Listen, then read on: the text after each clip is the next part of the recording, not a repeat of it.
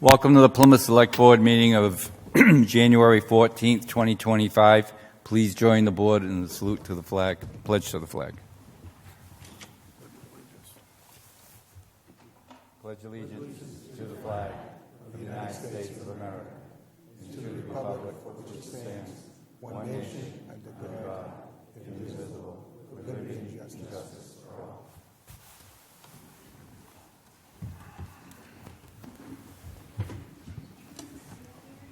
Mr. Brandisi. Good evening, everybody. Thank you for being here this evening. My name is Derek Brandisi. I'm your town manager. So, as you all know, this is not a rally for the Plymouth Independent. This is an event.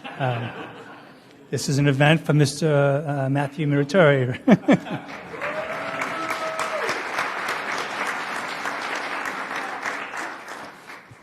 And it's not a roast either. Before we begin, we have a number of speakers here this evening. I think we have 15. So a lot of folks, when they heard about the selectmen wanting to acknowledge the great work of Mr. Muratori, we put the call out and said we're going to be doing this at a select board meeting. And so many folks, all you are here today, wanted to be a part of that and wanted to say a few words for Matt. But before we begin, I just want to make a couple recognitions. First and foremost, I want to thank Scott Hokinson for his Card My Yard. Where is Scott? I know he's there. He is. Thank you, Scott. Scott's for a couple of events has done this big Card My Yard stuff, and so we appreciate him always donating that to our events. So thank you, Scott. And Mr. Quintal, our chairman, for catering this event. Thank you, Mr. Quintal. And we have a number of elected officials with us here today. Certainly, Representative Matthew Muratori and his family. But our former Senate President Therese Murray is here. Former Senator Vinnie DiMacedo is here. Representative Kathy Lenatra. Representative Michelle Badger is here, a new representative. And then from the 9th Worcester District, which is, and some people call it the Gun District, Grafton, Upton, and Northbridge, Representative David Meridian. I know David from my past experience. And Representative Michael Day is also here. And then Representative Mark Sylvia is also here. Where is Mark? Oh, there he is. Okay, couldn't see you there. And then we have a number of, and as you all know, our select board members are here. Chairman Dick Quintal, Vice Chair Kevin Canny, member Charlie Bletzer, member John Mahoney, member David Golden. From the school committee, we have Catherine Jackson, Bob Morgan, and Christina Bryant. Thank you for coming. And then from the planning board, Steve Bolton. So thank you for all of our elected officials for being here this evening. Oh, and then Sheriff McDonald. I know I talked to the sheriff earlier, so thank you, Sheriff McDonald, as well for being here. So as we move forward, again, like I mentioned earlier, we have about 15 folks who want to say a few words to acknowledge everything that Matthew has done. We didn't put that chair for Matt. He put that there himself. He wanted to make sure he was the center of tonight's attention, so good job, Matt. But just before we turn it over to the former Senate President, I just wanted to say a few words to Matt from myself. So, Matt and I started working 3 years ago. We didn't really know each other much when I was the assistant town manager. He wouldn't speak to anybody beneath the town manager. So we didn't really get to know each other then. But over the last 3 years, Matt has been the person that the town would go to when we needed something, whether it was file special legislation, advocating for additional dollars. He was always there for us, and he's done so much for Plymouth, at the State House for the last 10 years, and I appreciate that. He's been a staunch advocate, as you all know, for Plymouth. But more importantly, he's been a friend. He's been a friend to me over the 3 years. There's a couple of times I've been probably in hot water at town meeting, and Matt's always sat there and shoot me a text message, give me some good friendly advice, and it's helped. So I appreciate that, Matt. I appreciate everything you've done for me over the time. So without further ado, I'm going to toss this off to our former Senate President, Therese Murray.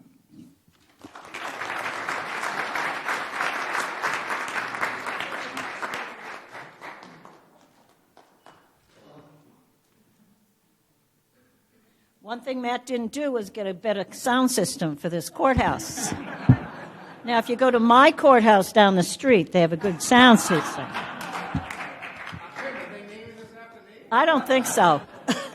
This is the Mathis courthouse. But I was just looking at this table filled with all of these wonderful things that's going to present you. And where are the police? I never got anything like that. Just pointing out, I never received any of this stuff. But I do have a courthouse with my name on it, so I think I'll take that instead. Okay? I'm good. But I'm glad to be here for Matt this morning, and this evening, and I'm also going to be here for Lee Filson, who has some oral surgery and is unable to come, and wants me to make sure everybody knows how much you've done for tourism for this town and the county, really, which you really have stepped up amazingly. Plymouth was always on the bottom of the ladder till we got in, Vinny, myself, and Matt, and we were able to make sure that Plymouth always was on the table when the budget came out, or no matter what our needs were. And Matt has done so much that you probably don't know. The lights that the people are finally getting at Pine Hills is because Matt sat with the people up there and worked with them to make sure. And just to give my sister some credit, she kind of organized that, put it together, but no one would listen. Matt listened, and he made sure that the lights were up because they told him it was impossible. It wasn't going to happen. For tourism, we get more tourism dollars. We've got county dollars. We've got grant money because Matt knew how to work within the legislature, within the House, on both sides of the aisle. You have to you have to work together. And hopefully going forward with our new representatives in place, that will continue to happen. We're losing his institutional memory, but Betty's here. She's still here. And she'll make sure that carries on for us. And I'm just thrilled to be here. We're going to miss him. He's a loss, just to let you know. He's a loss to the town with everything he's done for the time he's been in office and before as a selectman. So I'm going to miss him in that role, but I'm sure he's not going to be far. And he was appointed to the Commission for Assisted Living today. So he'll be carrying that for... And certainly nobody knows more about that part of the business and that part of healthcare than Matt Moratori. So thrilled to be here, my friend.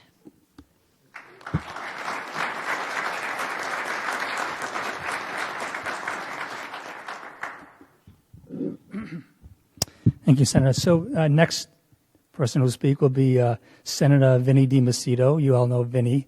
I can say real quickly, when I was the assistant town manager, these guys are always joking, and having come from Worcester where nobody has fun, I realize, what a good delegation you can really have. So these guys have done an amazing job.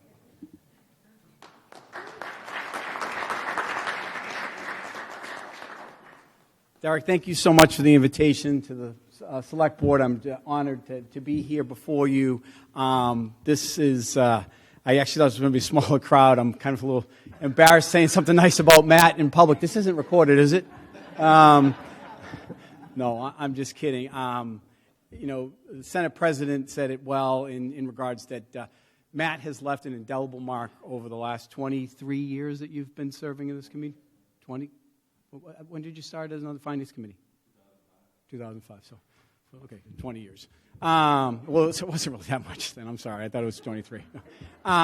He's really been a friend of this community. But I think one of the most important things that you're going to see here today that really struck me is that as you see Matt, you see his colleagues over here and from both sides of the aisle, and they're here to honor him. And his relationships on both sides of the aisle is why that Plymouth has been so successful over the years, is because he understood that the town was more important than whether the political party. It was about listening to what was important to this community and advocating and fighting, whether it was tourism, healthcare, the power plant, you name the issue. Matt has been there at the table, always making sure that we were heard.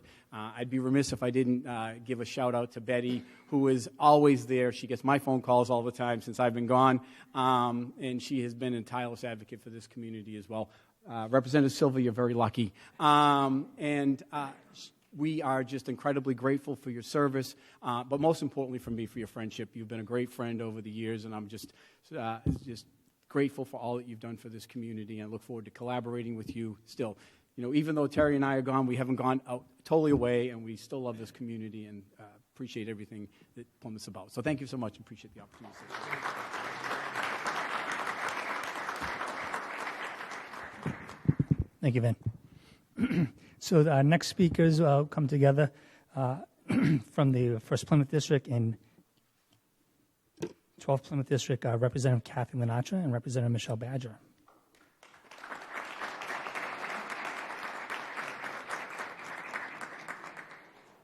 So it's not the waterfall? It's not. Thank you. Thank you. It wasn't the waterfall, Matt. Good evening, everyone.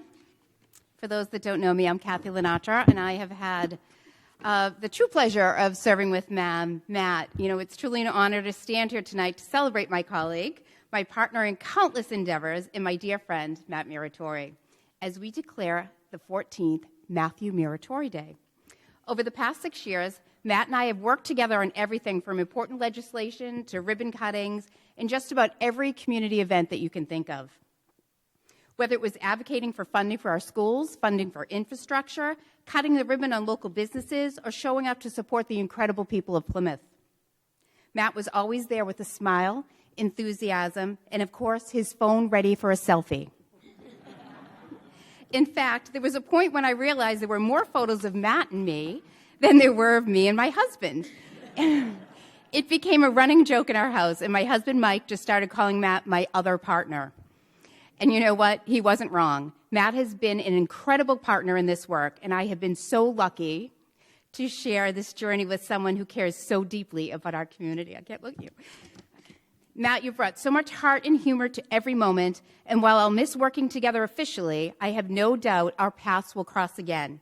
You're not one to stay idle. I'm sure we'll find ourselves at another event soon, probably vying for the best spot in the group photo. Thank you for your friendship, for your service to Plymouth and the Commonwealth, and for the memories that I'll carry with me. Tonight, we honor you, but more importantly, we celebrate the legacy you've built in the community, a legacy of hard work, kindness, and dedication. Congratulations on your well-deserved day, and thank you for everything. Plymouth has been better because of you.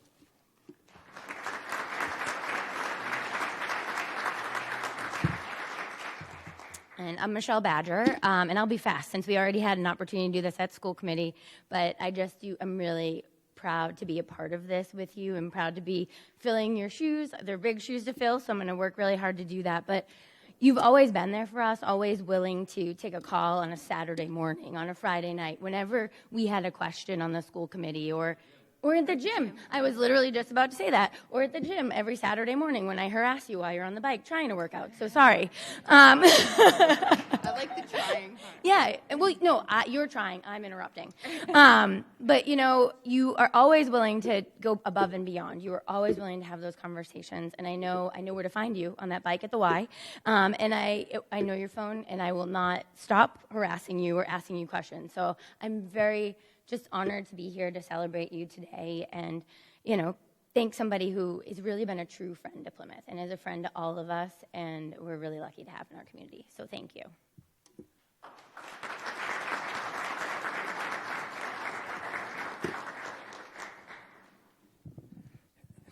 Thank you, Representatives Lenatra and Badger.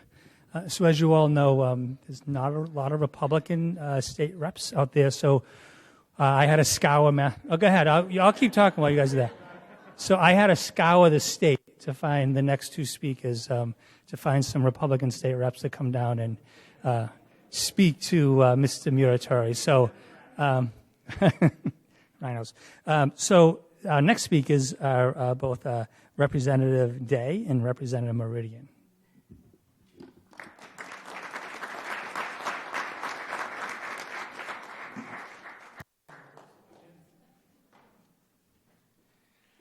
Good evening, everyone.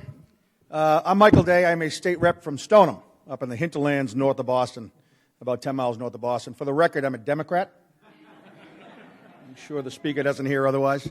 I'm going to lead off as the opening act for Representative Meridian, but we're both classmates of Matt. And in the State House, when you get elected, that's your class. So we got elected in 2014 as a group, 19 of us, and took office in 15. And formed an incredibly close bond. Not all 19 of us, but certainly the three of us here tonight. Matt is a true friend that transcends politics. As I said, I'm a Democrat to the left of things, and you wouldn't think that we would have such a close bond, but I can tell you, you've heard a little bit about Matt's advocacy for Plymouth. It's understated what he does up in the State House and what he did up in the State House for this town. His testimony to committees on issues personal to him was always heartfelt and personal. It wasn't rehearsed. And that makes a huge difference when you're up there, to hear somebody speak from the heart. And Matt always speaks from the heart. His testimony and his advocacy for Plymouth was unmatched, with all due respect to my Senate predecessors in there. And I want to assure Representative Muraturi that his funding that he secured for Plymouth's celebration will remain intact for Plymouth's 500th, since it wasn't utilized for the last one. But I want to tell you what kind of a friend Matt is, and then I'll turn it over to David, to Representative Meridian. Representative Meridian, Representative McKenna, and Representative Muraturi and I went golfing for a weekend, and we went up to North Conway. I grew up skiing in North Conway as a kid, Christmas week all the time. Matt has a family place up there in North Conway, and was gracious enough to welcome us to go up in the summertime, which I had never been up before. We golfed for the day. He may have had a few drinks on the golf course. We, of course, remained straight and sober on the course itself. But I had talked about my time in North Conway, and I said, every now and again we'd go out to a bar and sometimes would see world champion Marvelous Marvin Hagler, may he rest in peace, out there. He of 52 knockouts in world championship fame. And Matt didn't believe me. Poo-pooed, nope, there's no way. I haven't seen him up here. I've been up here forever. We went into Matt's favorite restaurant at the end of the evening, and who's sitting at the bar? Marvelous Marvin Hagler. So I got to glory a little bit in that. And he said, look, I'll introduce you. And I said, no, leave him be. He said, no, I'll introduce you. And he said, nope. And I looked over, and the Marvelous one had gone to the restroom, which turns out to be a single-stall men's room. Matt followed him right into that restroom and leaned in and said, my friend's a big fan. And luckily avoided knockout 53 at that time. But led with his chin, as he usually leads with his heart. He's a dear friend, always will be. We'll miss him tremendously up in the State House. And I will close on this, on the note of bipartisanship. In this year where, the presidential administration changed hands, there were a number of pickups to Senator DiMacedo's glory, I'm sure, in the House and the Senate. Matt was so bipartisan, he stepped back and didn't take advantage of the Republican wave for the Senate seat and let somebody else step forward. We are going to miss him tremendously. There were a number of us pulling for you in there, and we look forward to working with you closely in all endeavors going forward. Love you.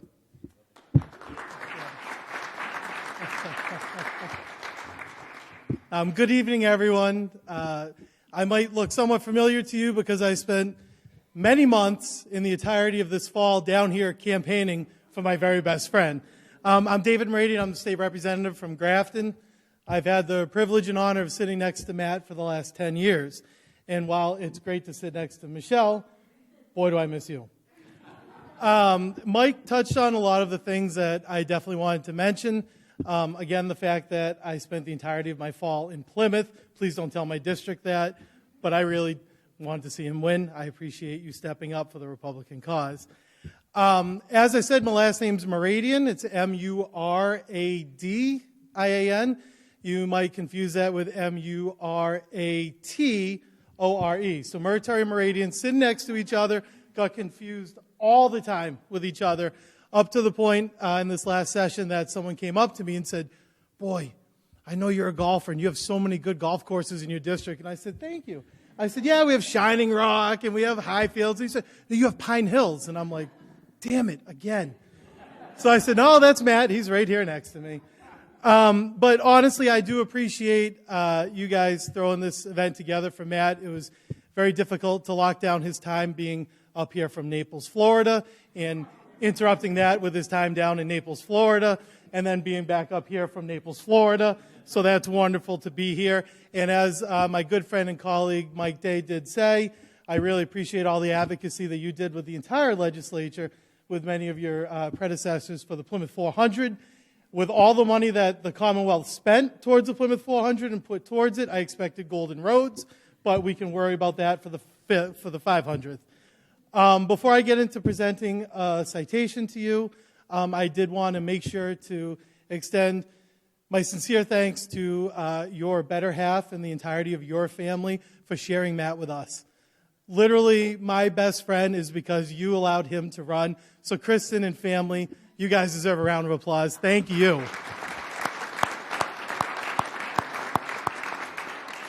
And I will end with this because if anyone tuned into Matt's farewell remarks, Matt got a little choked up in the building, and God, I'm trying not to get choked up now because I am really going to miss you.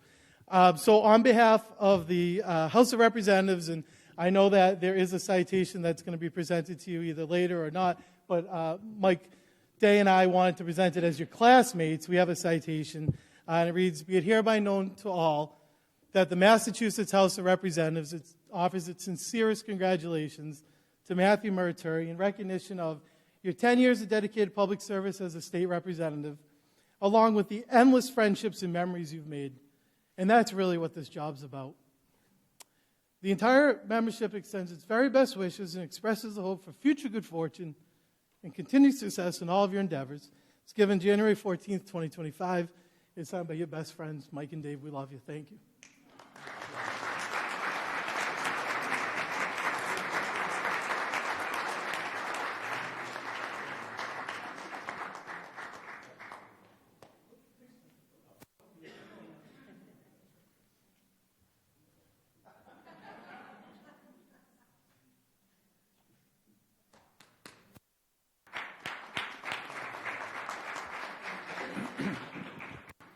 Thank you, Representative Day and Representative Meridian. Our next speaker is one of our select board members, Mr. David Golden.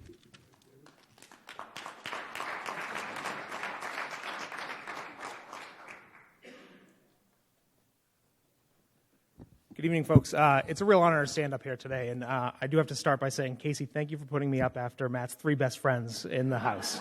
Really appreciate that.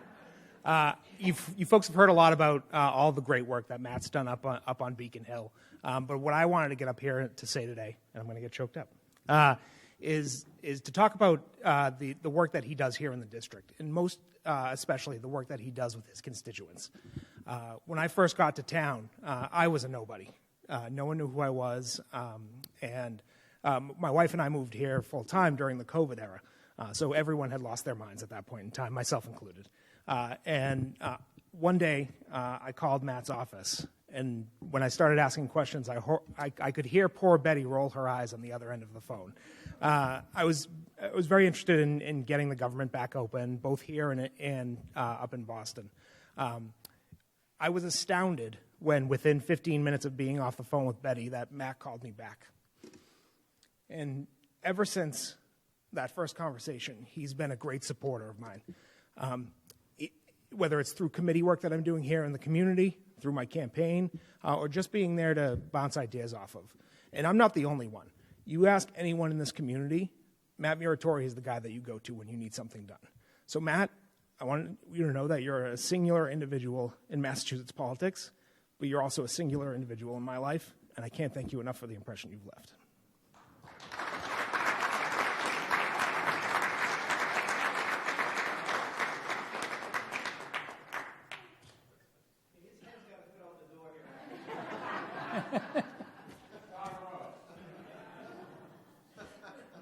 Thank you, Selectman Golden.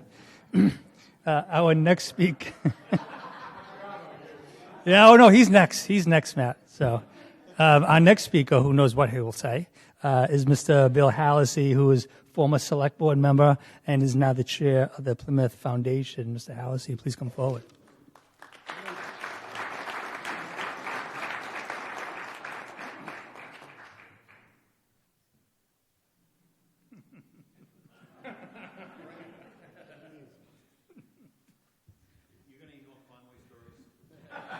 Oh, too many.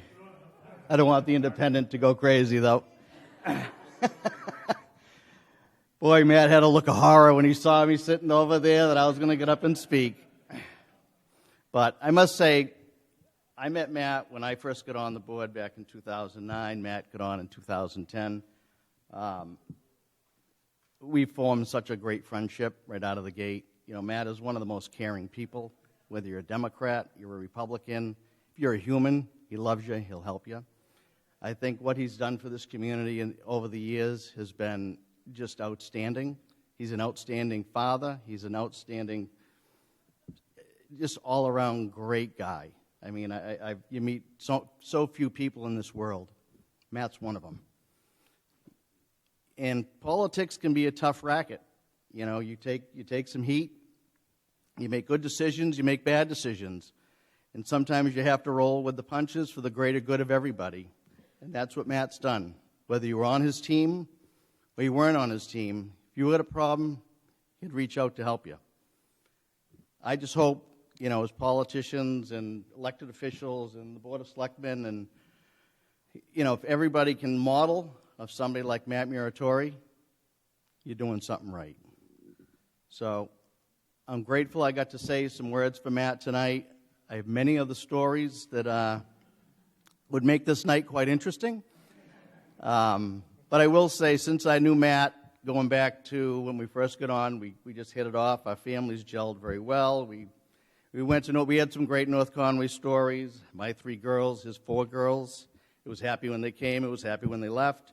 It was, no, all kidding aside, he's the type of guy you could hang out with pretty much full time. He's a real true gentleman, and thank you all for letting me speak tonight.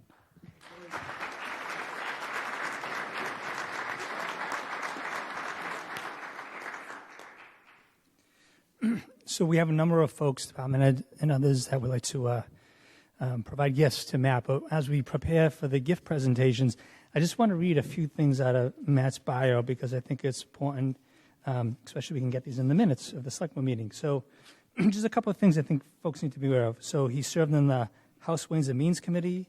Matt served in the Healthcare Finance Committee, Community Development and Small Business Committee, Municipalities and Regional Government Committee, Plymouth County Drug Task Force, the Permanent Commission on the Status of Persons with Disabilities, the Behavioral Health Advisory Commission. Matt received Legislator of the Year Award in 2017 from ARC of Greater Plymouth. And then in 2008, he received the To the Moon and Back SAMS Award. And then in 2019, again, Legislator of the Year Award from Mass Access. And then in 2023, the South Shore Recycling Environmental Hero Award. And then 2024, the Plymouth for Segment of Active Living Award. Those are just a few of the accomplishments that I think is notable. There's more on these talking points that we could talk about, but you know that's really important. I think it speaks to Matt's work over the body of his career, and we all again appreciate what Matt has done. So, with that being said, Matt, we have a number of gifts that staff and others would like to present to you. And the first person who will present to you is our chairman, Mr. Dick Quinto. Mr. Quinto.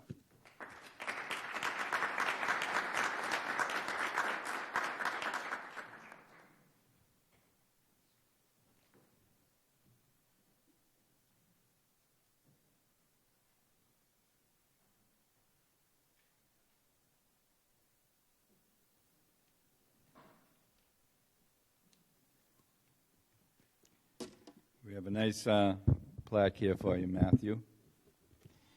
Matthew J. Muratori has dedicated his career to serving the Plymouth community, beginning on the Plymouth Select Board in 2010, where he served as chairman from 2012 to 2014. He was elected to the state representative for the 1st Plymouth District in 2014. A passionate advocate, Representative Muratori has advanced initiatives in elder care, disabilities advocacy, and environmental sustainability, earning accolades such as Legislator of the Year Award and Environmental Hero. The distinctive accomplishments of Matthew J. Muratori reflect greatly upon himself, the town of Plymouth, and the Commonwealth of Massachusetts for his unwavering passion and commitment to the people of this community. January 14th, 2025.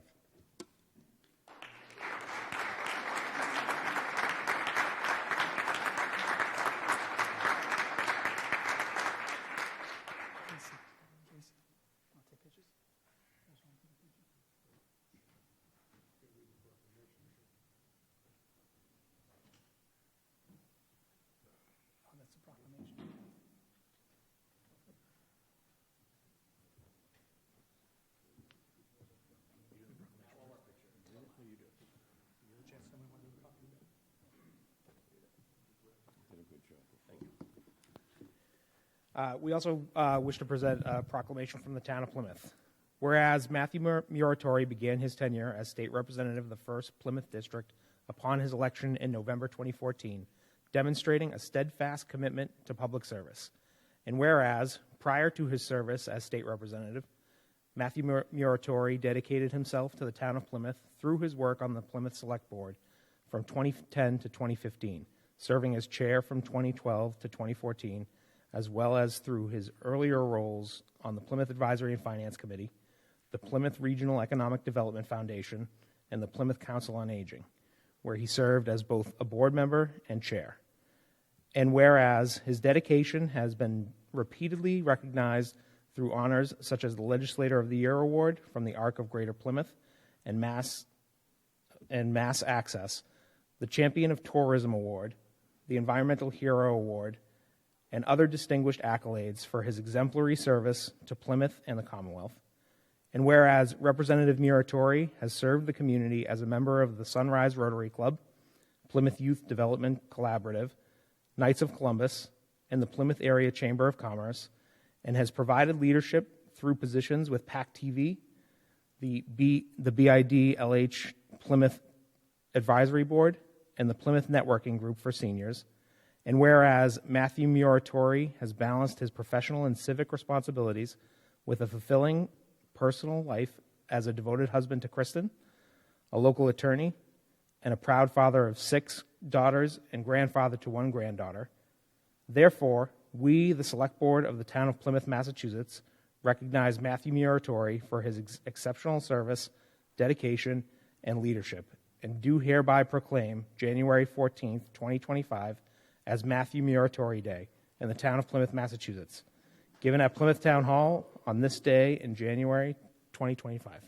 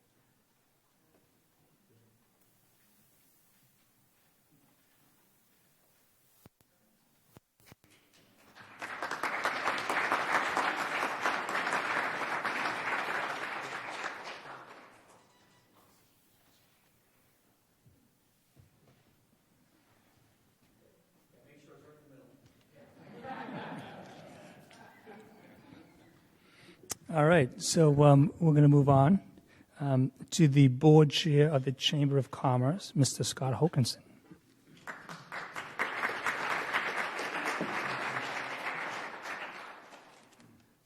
Yeah, the only reason I have to be here tonight is as board chair. I have no other reason. Michelle, that's on your hard work, you know. So.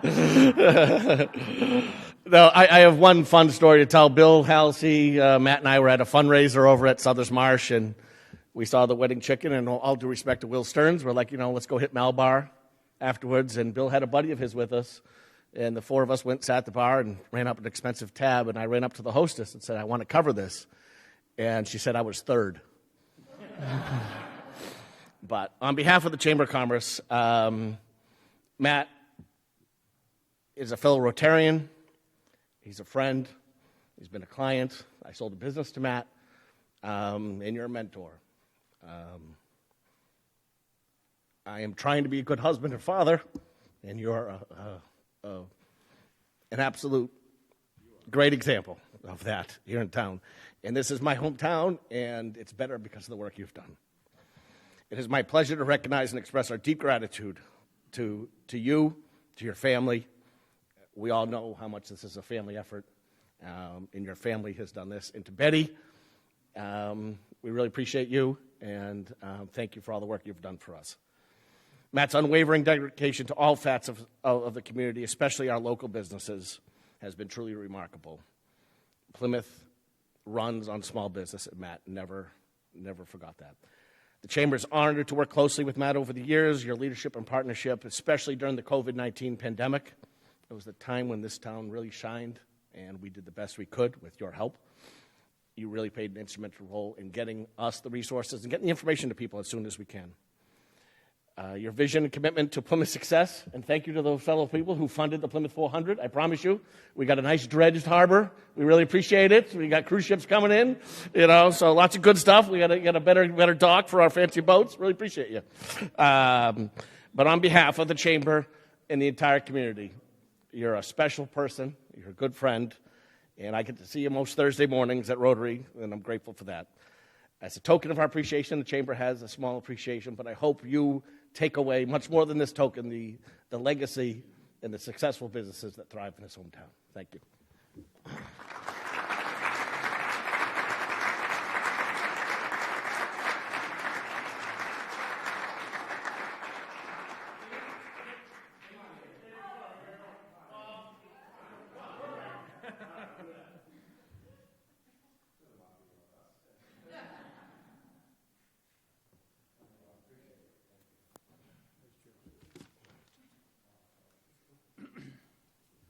Thank you, Scott.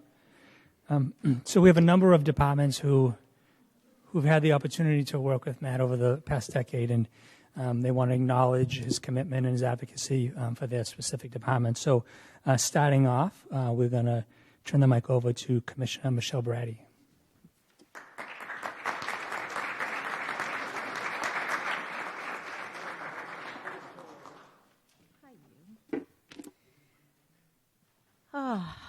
I'm going to echo everybody. It is an absolute honor to be standing here. You, for me, were one of my biggest cheerleaders when I started this role, you and your wife, Kristen, and I do consider you friends. And for me to say that, that is from the bottom of my heart.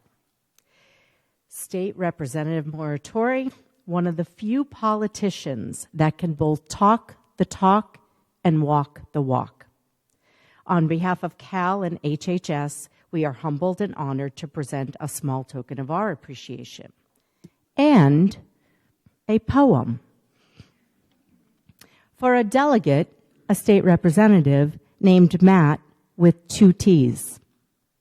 So the backstory is, when I met State Representative Moratori, I spelled his name wrong twice. He had to explain to me that Matthew was with 1 T and Matt was with 2 T's, because in every email I would get it backwards. And finally, he set me straight. So, as you depart, a poem for Matt with 2 T's. M is for the many years, weeks, days, and hours you have devoted to seniors. A is for always finding time to listen, no matter how large or small the audience may be. T is for tenacity and unwavering determination to help and support others. And the final T is for top notch, because that is what you are in our book. Thank you for everything, and we can't wait to see where your next journey takes you.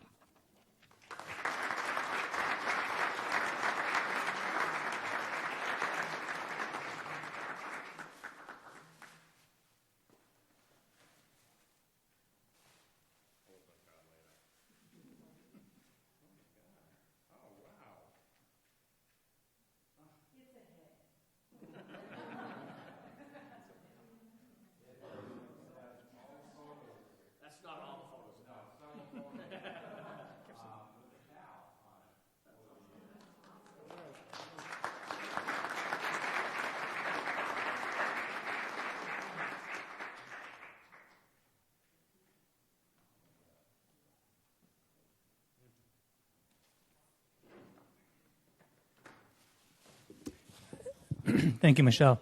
So our next speaker is Mr. Jason Silva. He's the Commissioner of Inspectional Services. Many of you know Jason. He worked for the town for many years, and then he left for a few years to go to Kingston.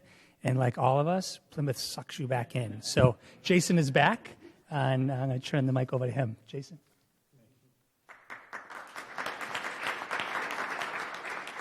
Thank you. I may not know Matt as well as many of the others, but I do know one thing, that it's about public service. So I just want to say thank you, and it's an honor to honor you for all your dedicated public service. I think a quote from a politician, maybe not quite as famous, John Kennedy, might work. Let the public service be a proud and lively career, and let every man and woman who works in an area of our national government in any branch at any level be able to say with pride and with honor in future years, I serve the United States government in that hour of our nation's need. So I think it fits well for the town of Plymouth that you served our area and I think you still will continue to. So I just want to say we appreciate your efforts, your dedication to public service, and we have a small token of our appreciation.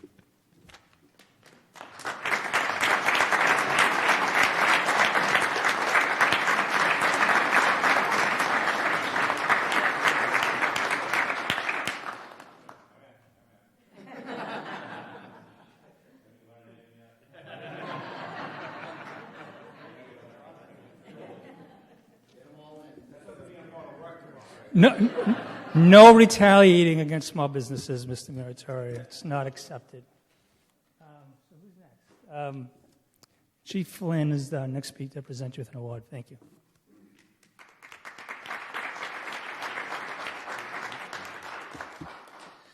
I just want everybody to know in the room here that no matter which role Matt played in for the town of Plymouth, he was always a strong supporter and advocate for the men and women of law enforcement. So on behalf of the men and women and all members of the Plymouth Police Department, Matt, I sincerely thank you, and I wish you and your family the best in your next endeavors. Congratulations, and again, thank you again.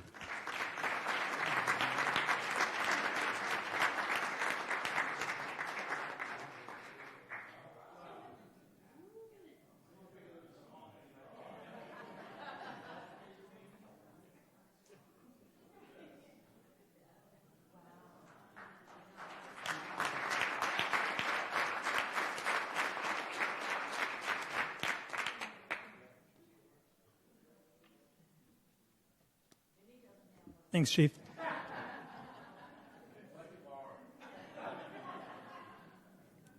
All right, Fire Chief Foley's already here, Matt.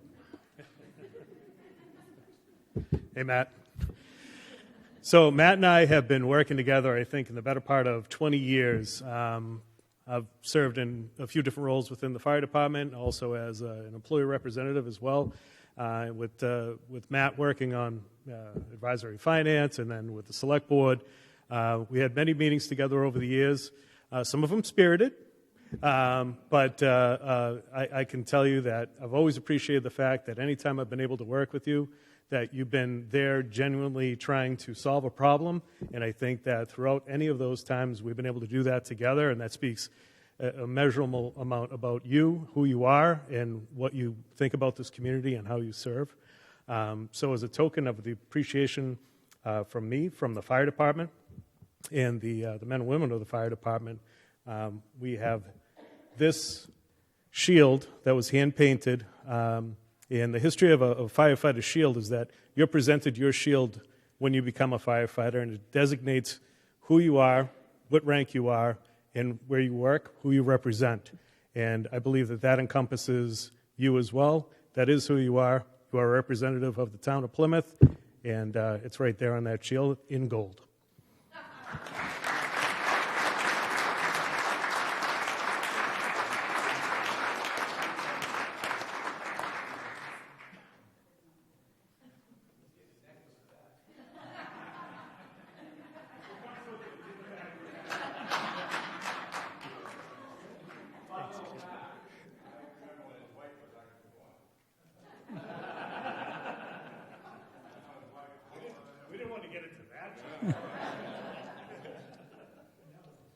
Thank you, Chief. Our next presenter is our town clerk, Kelly McElrath. Kelly?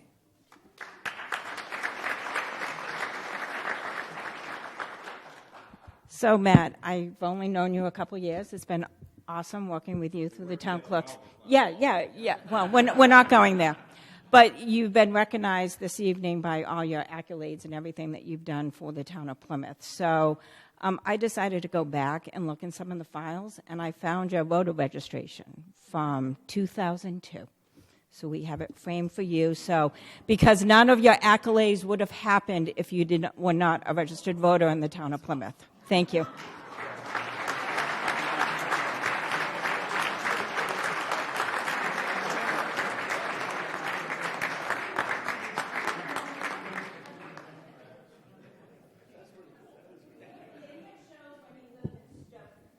Wow.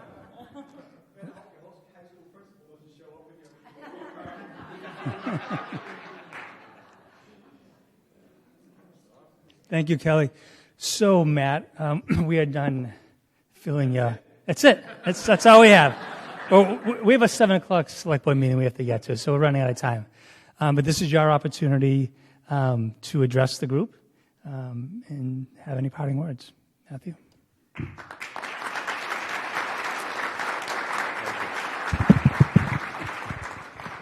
Wow, this is really overwhelming. When Derek and Dickey, Chairman Quintal, reached out to me, and they wanted to do something, and I just thought it was going to be something, something small at the selectmen's meeting, get a plaque or something like that.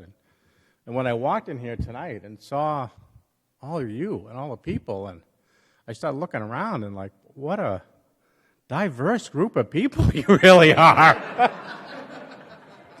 Really, it's really overwhelming. It really is.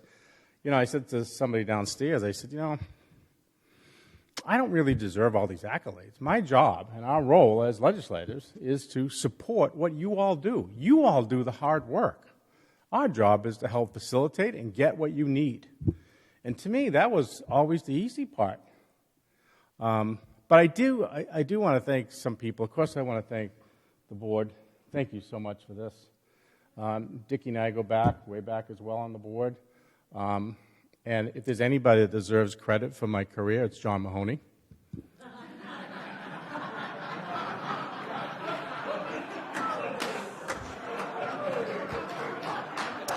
Let me explain. So I'll explain. When I first got appointed, and this is another little funny story, to the Council on Aging Board of Directors in 2005, there was one slot open on that Board of Directors, and there were two people going up for it, my wife Kristen and myself. And we found out, we didn't realize both of us applied for it until like the day before. So I, being the gentleman I am, I'll bow out. I said, no, let's just go and see what happens. Dickie was the deciding vote. It was 3-2. Thank you for that. But with John and I formed a friendship.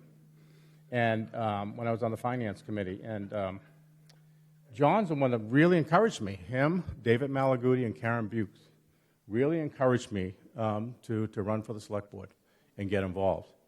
And John, I thank you for that. It's not something I thought I would ever do, but it was your encouragement, and I saw how you were on the board. And I thought, with Billy and some of the other folks that were on the board at the time, that this would be a fun thing to do, and it really was. And we did a lot of great stuff, so thank you so much for that. Appreciate that.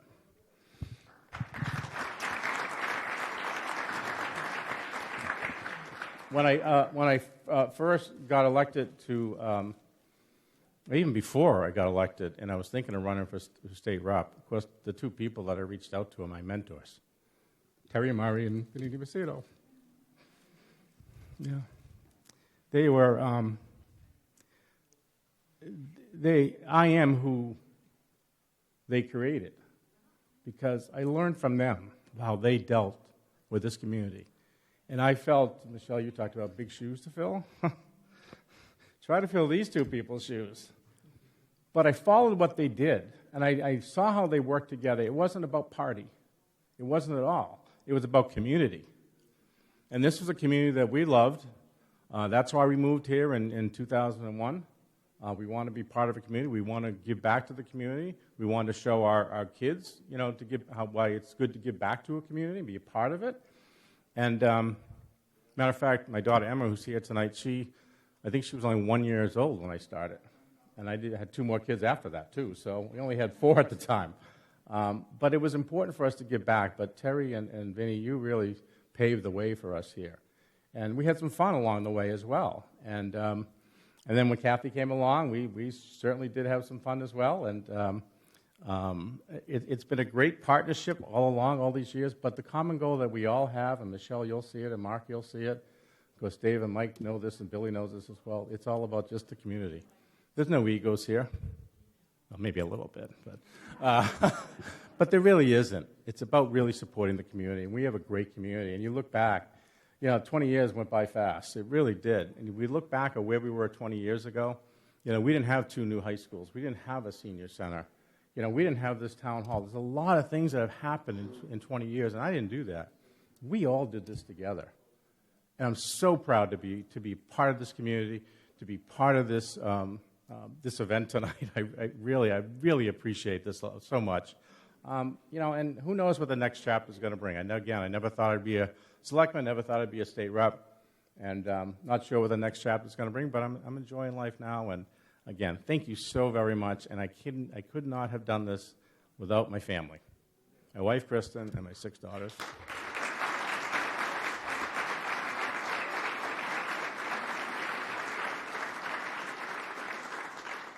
Since 2009, actually, when we were thinking of running for selectman, I had to sit down with my wife, Kristen, and said, what do you think? And every time there was an election, even the last day rep race, even the Senate race, all we sat down and said, what do you think?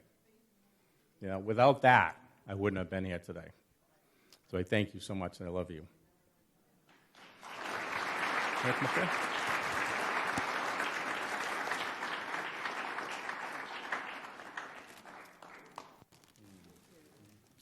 I picked them out myself. And I want... Yeah, sure. Yep.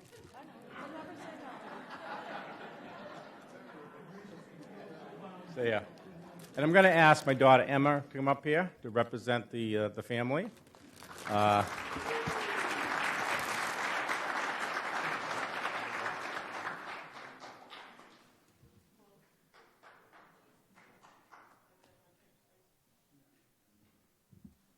We have our kids scattered all over the place. We got one in Barcelona and one working and one in Boston, everywhere. They're just everywhere. So thank you for representing everyone. And Sean and Gamble, thank you so much for coming. And the reason I asked you to come, because I figured I have a lot of stuff to carry out, so you can carry that. And I do want to, one last person, and I had 2 legislative directors in my time. The first one was Rita Murphy. We started together in 2015, and we were both brand new and really learned a lot together. And then after 2 years, she left, and I had the real opportunity to get somebody with a real experience that really helped me to be the legislator I am, and that's Betty DeBenedictis. Come on up.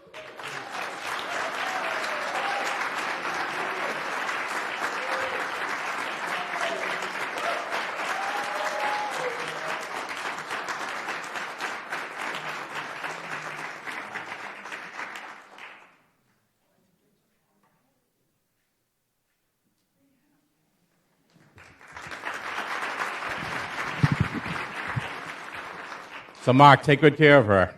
She's gonna make you go places. Yeah. So, again, thank you so very much. I know you have a meeting to go to now. So, again, from the bottom of my heart, my family, thank you, thank you, thank you. We really appreciate it. Thank you guys.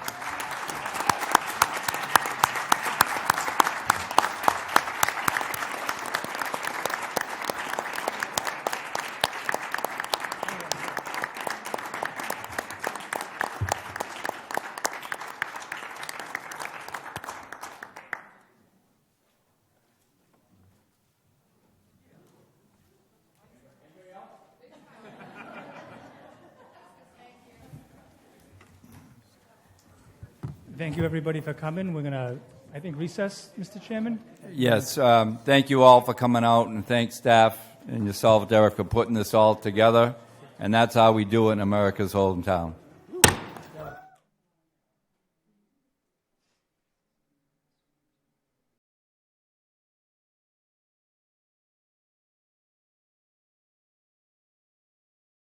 Welcome back to the Plymouth Select Board meeting of Tuesday, January 14th, 2025. Mr. Canty. Thank you, Mr. Chairman. Tonight's meeting of the Plymouth Select Board is taking place in a hybrid format. Members of the public are joining us here at the Great Hall of Town Hall. Members of the public may join us on the Zoom webinar platform. That is the login information for which is included on the agenda that is posted on the town website. Members of the public that wish to participate in the meeting may do so over the Zoom webinar platform, or they may do so by attending here in person. You may also observe the meeting on Comcast Channel 9 or Verizon Channel 47, the local scene channels. Members of the public are also reminded, pursuant to Massachusetts general laws, any person may make a video or audio recording of an open session of a meeting of the Select Board after notifying the chair, subject to reasonable requirements of the chair so as to not interfere with the conduct of the meeting. At the beginning of the meeting, the chair shall inform other attendees of any recordings. We are aware of a recording being made by the local scene. We are not aware of any other recordings at this time. Thank you, Mr. Chairman. Thank you, Mr. Canty. First order of business is 3 licenses. Wish of the board.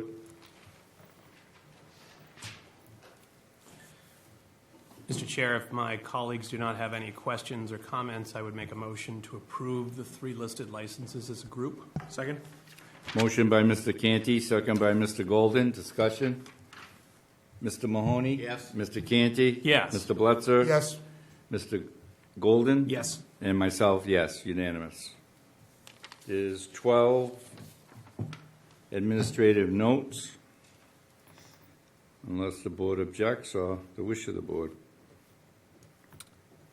If my colleagues have no questions or comments on any of the specific administrative notes, Mr. Chairman, I would make a motion to approve administrative notes 1 through 12 as a group. Second. Motion by Mr. Canty, second by Mr. Golden. Discussion? Mr. Golden? Yes. Mr. Blitzer? Yes. Mr. Canty? Yes. Mr. Mahoney? Yes. And myself, yes. Moving on to the agenda items. Article 11, Facility Capital Stabilization Fund. Welcome, Ms. Barrett. Thank you. On behalf of the town and the town manager, this article and the next article are articles that we presented last year, and we'd like to continue to do these articles. These articles are setting aside some additional revenues from the general fund, and one is for the Facility Capital Maintenance Stabilization Fund. This is a fund that we've been building up. It has not necessarily been used yet, but it's part of our financial policies that we're working on, and we will be using this fund in the future to fund facility capital infrastructure requests in addition to our other normal free cash and borrowing requests. The current balance in this fund is approximately $6.7 million, so we're requesting $500,000 to be put in additional funds to be put in this fund. Any questions or comments from Ms. Barrett? Mr. Golden? Thank you, Mr. Chairman. Lynn, I just want to thank you for continuing to push for this. I think this is essential for the long-term planning of the community, and I hope town meeting approves it.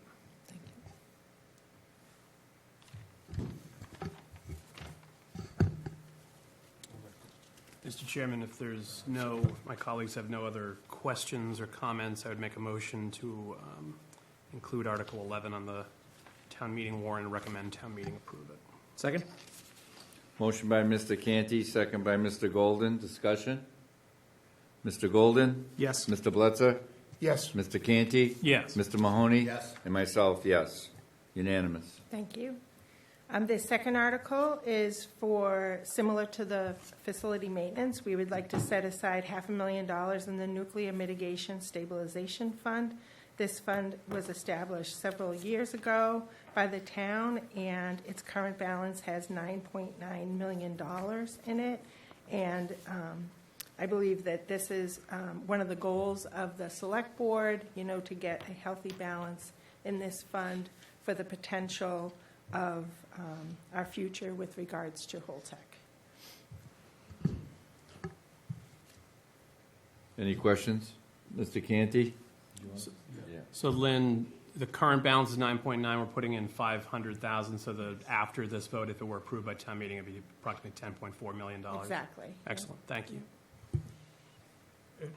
And Lynn, you just explain what that fund is for, so everybody understands what we're doing here. You know, similar to what the facilities. It's set aside for the potential of what Holtec is going to do with their property there, and the potential for the town to have an interest in our most recent pilot agreement with them. We have an agreement with them to get sort of like a right of first refusal, and this fund would put us in a position to be able to, So basically, we don't know when that land's going to become for sale, but we Right. need to be in a position to be able to buy that land, and that's why we're being proactive. Mm-hmm. And same thing with the first article. We're putting money away because I know when I got on the board a few years ago, our facilities were in terrible shape, and we were spending millions on new fire stations because they were in such bad shape, they were neglected. So we're putting money away every year to try and have money there when we have to fix, especially the new buildings. We want to keep those new buildings in good shape. So 10 years or 20 years from now, they're still, they're still operable. So that's why we're just being proactive. So anyway, thank you. Any other questions or comments? Mr. Mahoney? Lynn, I know, I think months ago you'd given me a breakdown of the meals tax account and how much interest it had earned last year, and it was pretty solid. You have a report on this one? Did this one earn any interest I don't last have year? it with me tonight, but I can provide that to the town manager to give to the selectmen, what we've put into the fund and what we've earned on the fund. Yeah. Right, okay, because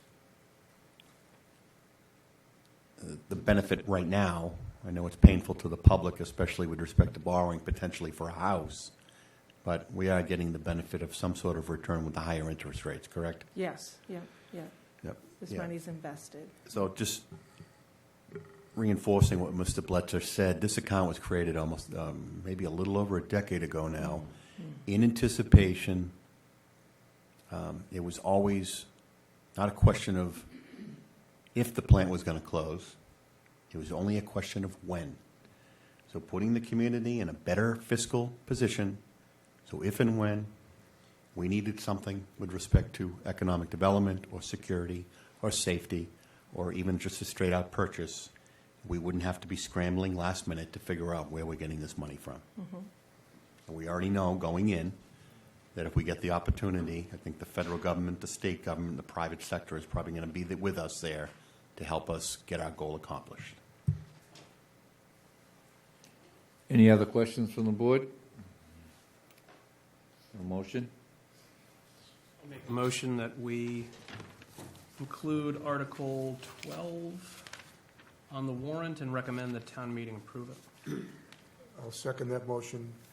Motion by Mr. Canty, second by Mr. Bletcher. Discussion? Mr. Canty?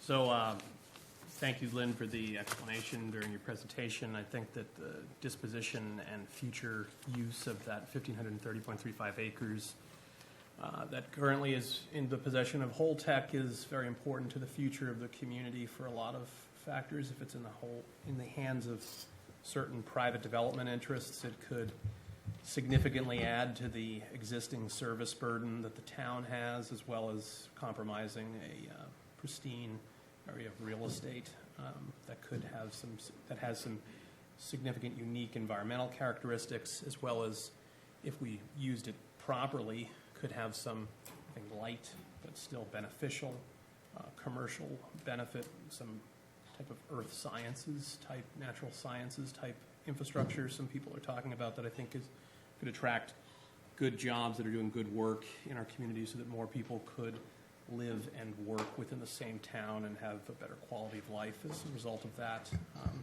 I think we have an opportunity to get our house in order, to prepare ourselves to have a seat at that table, and I am very happy to sit on a board that has been working towards that goal over the last couple of years, and I hope to be able to continue to do that despite the other obvious challenges that the town is going through financially, as well as our society as a greater whole. But we are trying to get out ahead of our problems rather than letting our problems get a hold of us, and I think this is a significant step in that direction. So thank you for continuing to do that, and thank you for the board for supporting it, and I hope town meeting will do so as well. Thank you, Mr. Chairman.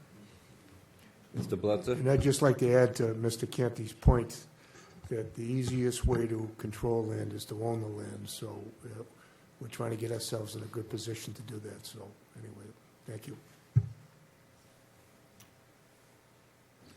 Motion?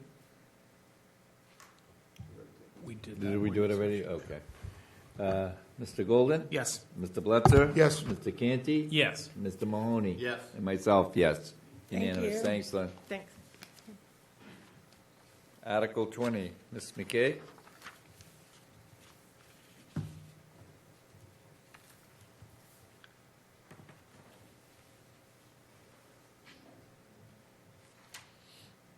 Good evening. I'm here to talk about Article 20 on the upcoming town warrant.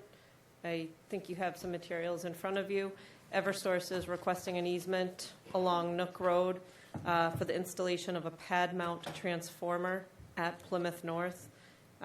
They had sent over the request, their internal paperwork that gets filled out, as well as a graphic kind of indicating, I think, where they anticipate they would be utilizing the easement for the installation. Questions from the board? Seeing none, motion? I'll make the motion to approve.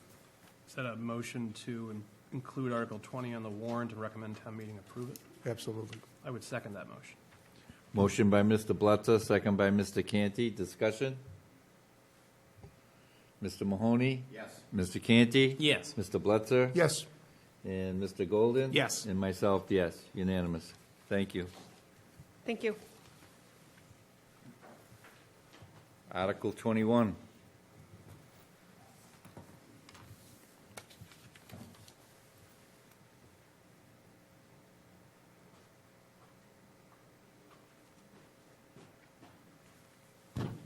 Hello there. So I'm Kevin Canty, the Vice Chair of the Select Board. Articles 21 and 22, 23 are articles that I had worked on and worked with Town Council on, as well as to some extent for two of them, the school committee as well as my colleagues on the board. So without further ado, let's get started. We've seen this presentation before, but every presentation is someone's first presentation. So this may be yours, and if it's not, well, it's deja vu all over again. But nevertheless, here we go. All right. So what are the proposals? So these proposals are related as it goes to, there's a charter change as well as two charter changes, as well as a proposed bylaw. There are two that are related, one charter change and one proposed bylaw, that are looking to prepare the town for the potential for future consolidation efforts between the town and the schools. So over the course of the last several months, the town and the schools have been working together, having regular meetings about trying to collaborate in a more meaningful way. For many years, there was sort of this wall between town side and school side of municipal services. That was not serving the community well. Everybody gets one tax bill. Everybody lives in one town. Oops, we've got some, there we go. Now we're back. Everyone lives in one town, and it made more sense, given the financial constraints that the community is dealing with, for us to try and work collaboratively and avoid any tension between those two sides. This town side of the overall operating budget is 39%. The school side is 61%. We have an agreement to keep our current and future monies at that level. So as we gain new revenue and funding sources, we're going to continue that split of 61-39. That allows both sides to plan. But we're also aware of significant challenges that both sides are dealing with. The schools have a lot of unfunded mandates, for example, in relation to transportation, English language learners, McKinney-Vento, things of that nature that are real budget strains on their side. Obviously, the town, on our side, we have to provide certain level of public safety protection, road service, fire safety, things of that nature, libraries, things of that kind. So it's important that we be able to collaborate because we're all trying to service the same community, and we all answer to the same taxpayers, ratepayers, and users. So part of those discussions have included the possibility, with no definitive plan yet, but the possibility that we may want to consolidate some services in the future. And some of those services that have been discussed are things like IT, human resources, and facilities. And we would not do it willy-nilly. It would involve studying that, seeing the costs, the benefits, the efficiencies that could be gained in the long term from it. It would also, if it were ever to be done in the future, it would obviously involve input from the workforce on both sides that would be impacted as well. So we are not proposing at this time any actual consolidation. This is just to prepare the town to be in a better position to be able to consolidate in the future. And it is both an amendment to the charter and a general bylaw proposal. School committee and school administration have had input into the language of that particular proposal, and we are in agreement on that. So all sides are happy with that. And basically the thrust of it is, as was talked about often at the last town meeting where many changes to the charter were proposed, some were approved, that things have a tendency to get into our charter and then they're tough to get out because a common refrain will be, whatever this is, should not be in the charter. This, whatever this is, should be in a bylaw. But it's not in a bylaw yet. So then there's sort of that element of, well, we'll get a bylaw in the future. So instead, what we're looking to do here is to propose a charter amendment that would have to go to the general court and be approved up at Beacon Hill, which would take 18 months to 2 years. At the same time, we would be maintaining that charter amendment would remove from the charter the mandate that the schools be responsible for their own facilities. At the same time, we would be putting in a general bylaw that would maintain the current status quo with the schools responsible for their facilities. You might be asking yourself, well, why do the old switcheroo there? Well, the purpose is because we can change a general bylaw much faster. So if we ever reach a conclusion and a plan with the schools in the future, it's much faster for us to change a general bylaw than it is for us to change the charter because it has that 18-month to 2-year cycle. A general bylaw could be changed at any town meeting.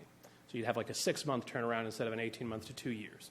So if a deal is reached in the future, we could respond to it. If no deal is reached, the status quo as it exists today would not change, just where you look it up would change. All right? So that's what that one is about. I will go into more detail about that specifically. The next slide.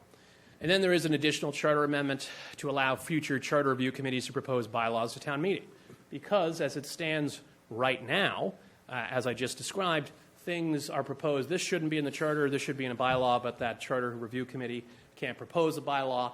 I don't think that makes a lot of sense. Instead, what we should do is have them be able to say, if they think something should be in a bylaw versus the charter, let them propose a proposed bylaw to replace it with. So then town meeting can review those two proposals contemporaneously at the same time and evaluate whether they want to go that path or not, as opposed to, well, we're going to change the charter now, and at some future town meeting, we'll do a bylaw. Okay. So, charter amendment number 1. That would be to see if the town will vote to authorize the select board to petition the general court to amend Chapter 4, Section 3 of the Plymouth Town Charter to delete Section 4-3-2D to remove the requirement that schools have superintendents of their buildings and grounds from the town charter by striking the following text in its entirety, which is Section D, to have general charge and superintendents of all school buildings and grounds and furnish all school buildings with proper fixtures, furniture, and equipment. Provided, however, that the general court may make clerical or editorial changes of form only to the bill, unless the select board approve amendments to the bill before enactment by the general court, and to authorize the select board to approve amendments which shall be within the scope of the general objectives of the petition or take any action relative thereto. So it's very simple, striking that specific language from the charter. That's the proposed charter amendment number 1.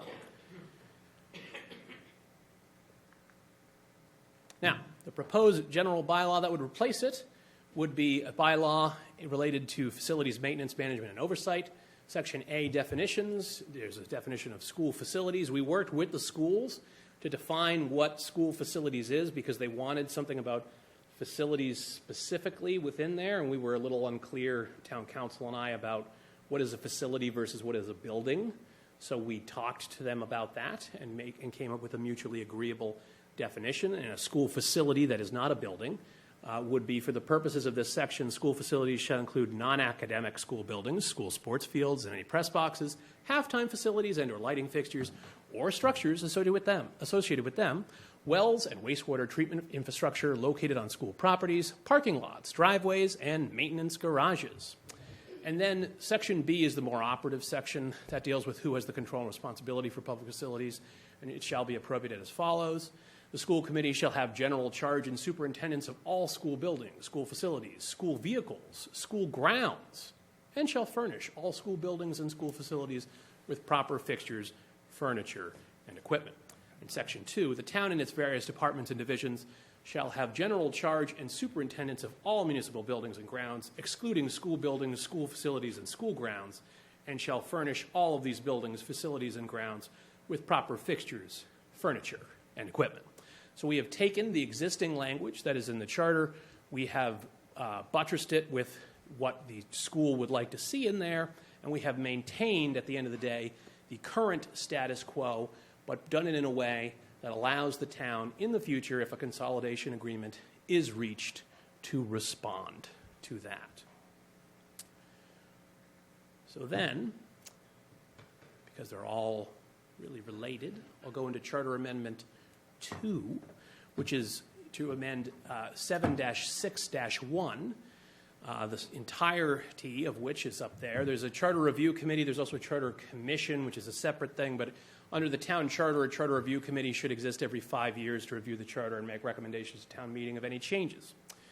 So what this is looking to do is just to add into this section the bolded text. So I will not bore you by reading the entire text. You can read that yourself.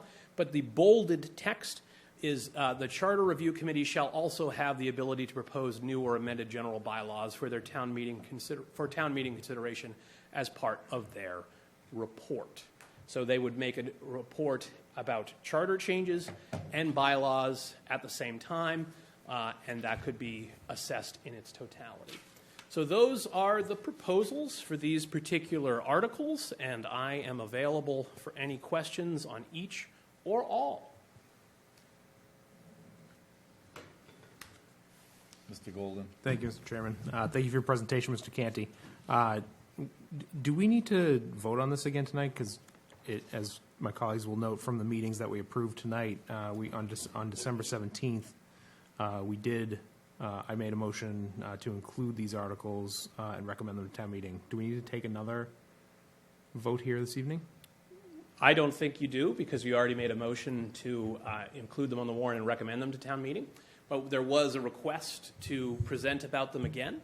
So I think we could have a discussion about it. I think technically, because we took that vote on December 17th at approximately 6:01 p.m., it would require us to actually reconsider that vote if we wanted to do something different. Indeed. But, be that as it may, I'm presenting again. Some people are seeing it for the first time, and I'm still available for any other questions. Thank you, and agreed. You're welcome. Well, if we're going to vote, excuse me, Mr. Canty, we were supposed to meet with the school committee tonight. Shouldn't we wait till we're meeting with them and do that vote at the same time? I'd like to hear how they feel about it, because I know they had some concerns before. And So, with the exception of the member that if we're voting, if we're not voting, it's a moot point. We don't have to vote. We already did vote on December 17th at approximately 6:01 p.m. But the only member of the committee that I haven't spoken to about this would be the one that we just appointed last week. So the other school committee members, including school administration, were fine with the language in the proposal. Because I brought up about the, there might be some union issues too, and you assured me that you were going to have conversations, and but if we've already voted on it, it's a moot point. We did, yes, on Okay. December 17th. So, okay. Thank you. You're welcome. Thank you. You're welcome. Anyone wishing to speak under public comment? I think she had her hand up first, and then Mr. Cirque. Please make sure the green light's on, and you state your name for the record, please.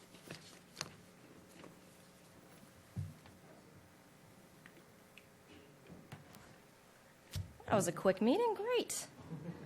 All right, let me get this up here.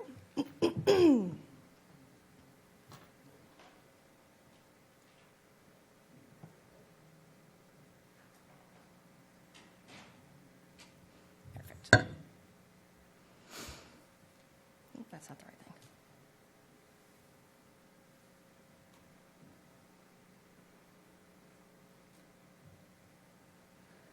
thing. Here it is. My apologies.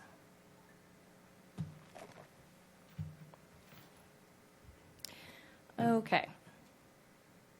So my name's Emily Tompkins, Precinct 14. Thank you for this opportunity to speak. I'm a lifelong resident of Plymouth and a very active community volunteer in town. These comments are my own personal opinion. I am not representing any group or committee that I volunteer for. I'm concerned about the relationship between the town and the Plymouth Independent, which I'll now speak to as the PI. When the PI first came out, I was very excited to see this as a vehicle for civic engagement. We have town meeting form of government, meaning we have 162 of our neighbors that represent us twice a year in town decision-making, in addition to the select board. We have a complicated form of government in a huge town of over 60,000 people and 105 square miles of land. When I first got involved in town government, I found keeping track of everything very daunting. There is so much information available, but it's buried in 3-hour-long meeting recordings and pages of minutes posted well after the fact. The town has made great progress with communicating with residents and continues to work on this area. The communications coordinator position, social media presence, much improved easy-to-use website, the On the Move quarterly magazine, and we have many different kinds of public forums and surveys going on right now. The PI has done some great reporting on local issues and sharing information about our local government. But change does not happen all in one day, and no one is perfect. It's my understanding the agreement between the PI and the town was quite simple: to include the communications coordinator on all media inquiries, to document information requests with easy-to-find subject lines via email instead of numerous calls throughout the day, not having 24/7 access to town staff and representatives because they're human too and should not be on call all the time, and to maintain a respectful partnership to serve the communication needs of the residents. But this relationship is strained and has reached a tipping point. I'm disappointed by that the PI used its high visibility in the community to spread distrust of our local government. We are getting enough of that in mainstream news, and I had higher expectations for the PI. To be fair, I was not thrilled at the response by the town manager either. There were failures by both parties. The question is, are we going to learn and grow from this or double down? Additionally, the comments online makes matters so much worse. To those people I say, it's really easy to sit behind your computer, commenting, complaining, and fighting with people online. It's challenging to sit at a table with people who think differently than you and work together to find a shared goal and common solution. It's challenging but not impossible, and this is how democracy works. I'm a person whose overarching aim in our community is education, communication, and civic engagement. I advocate for making it easier for people to follow what is happening in town government and feel they have a voice in our community.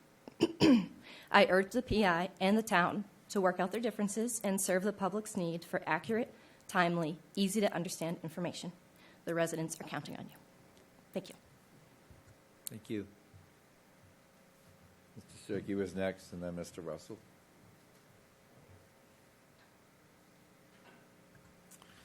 Good evening. I'm Richard Cirque, a town meeting member from Precinct 2. I'm here to express my deep disappointment with the reported decision by the town manager to direct all appointed town officials to, quote, cease all communication with the Plymouth Independent, close quote, because, he said, the Independent, quote, is out to disgrace and target town officials.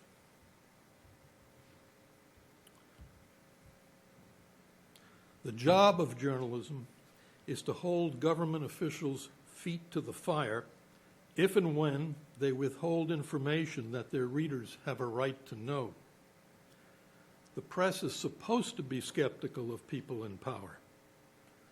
No public official should withhold information from the public based on whether the official dislikes a story, a reporter, or a newspaper. The press is more than just a pesky fly that needs swatting. Examples abound. In the early 1970s, it was the publication of the Pentagon Papers by the Washington Post over the fierce resistance of the Nixon administration, which led to the end of the Vietnam War. In the early 2000s, it was the publication of the Spotlight Report by the Boston Globe over the fierce resistance of the Catholic Church, which exposed the immoral behavior of pedophile priests and the attempted cover-up it led to.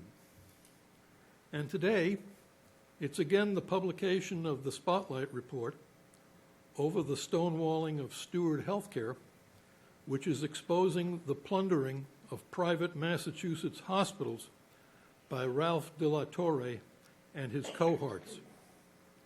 None of these groundbreaking exposés would have seen the light of day of political, religious, and medical information if that information had been withheld from the press. Against this background comes now Plymouth's town manager and his directive that appointed town officials cease communication with the Independent. I'm not suggesting that the town manager's directive is as consequential as the resistance by the president, the Catholic Church, or Steward Healthcare, because it is not. But what I am saying is that experience on the national and regional levels should inform behavior on the municipal level.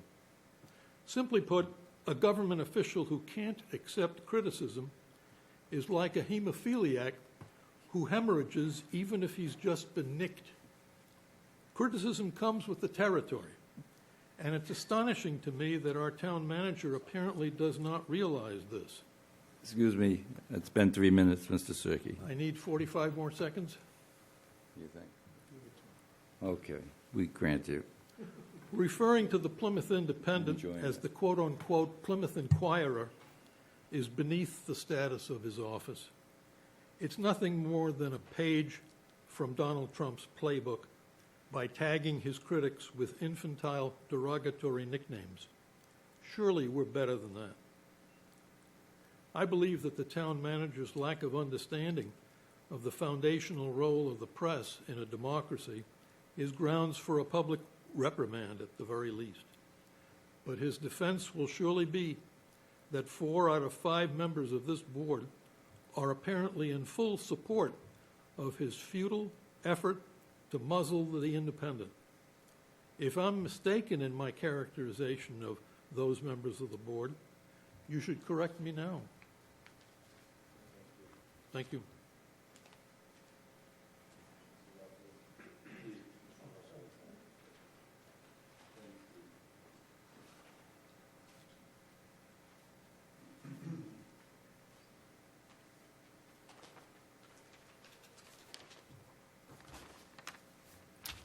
Hi, I'm Ed Russell from Precinct 16, town meeting member, and I have a little different view of the PI problem with my corporate experience that I had. Hopefully some of it will be helpful.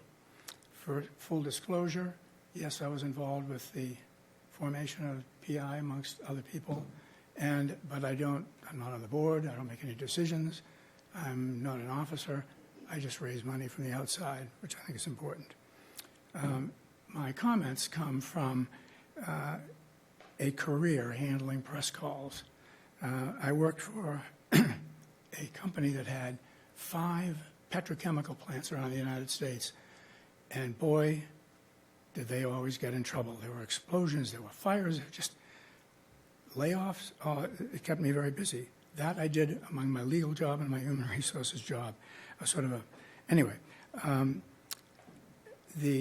We had previously used an expensive New York PR firm to handle these kinds of press calls, and the chairman decided that was too expensive, and so we just dropped that.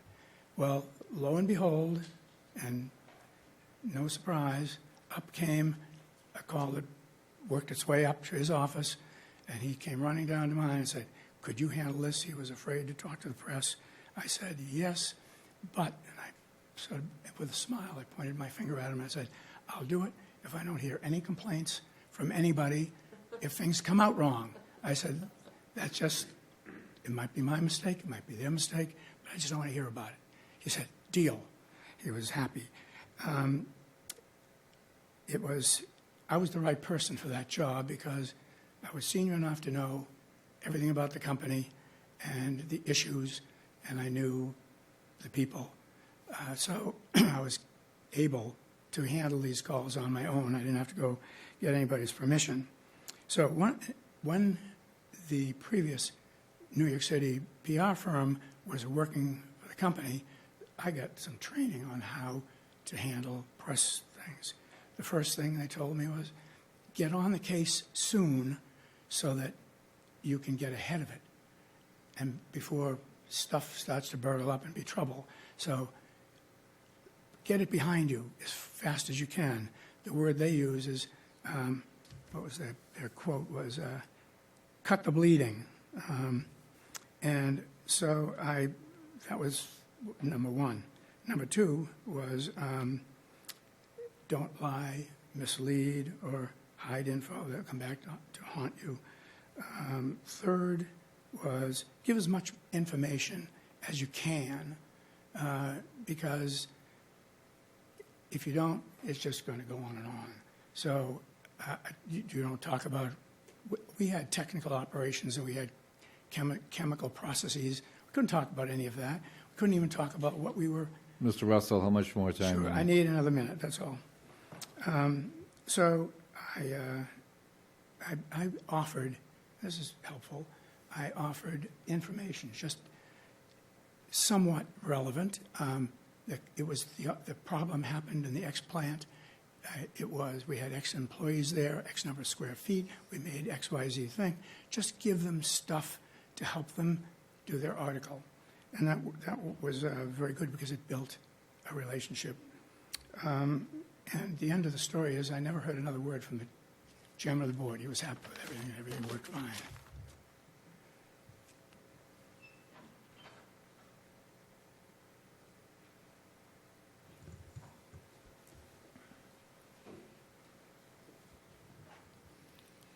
Steve Lyden, Precinct 17. I was excited when PI came in. I thought it was good because the old colony was not worth buying anymore since they took out Speak Out. But I was expecting a lot more. I'm not getting it. All I'm getting is inflammatory stories that make accusations without any follow-up or any backup. And, you know, I agree with the town manager. I was in a situation years ago where the place where I worked was accused of doing something. It was in the Boston Globe, the Boston Herald. It was in the Patriot Ledger. And we were criticized. The employees of this building was criticized. They were accused of stuff they didn't do, and it went on for 2 years. It made the employee's life miserable. When the case was settled and found out there was nothing wrong, where was it in the paper? It wasn't any. You could hear crickets. There wasn't any. So to me, the PI, all they're doing is putting inflammatory stories into their supposedly called newspaper so they can get, and you know, they're hurting for money, so they want more contributions, so they need big stories or inflammatory stories to raise funds. This is not the newspaper that I want. It's not what I expected. And Mr. Dambisi, I think you have a lot of chutzpah to get up and stand up to them because it's not right what they're doing. So unless if they have a problem with you or a problem with the town department, that's your job. That's Mr. DiNardo's job. That's his job. It's not just them to go out and make all these statements they can't back up. And it just causes a bunch of inflammatory statements. It causes trouble. It causes dissension. And it's not the thing that I want. And I wish to go out of business.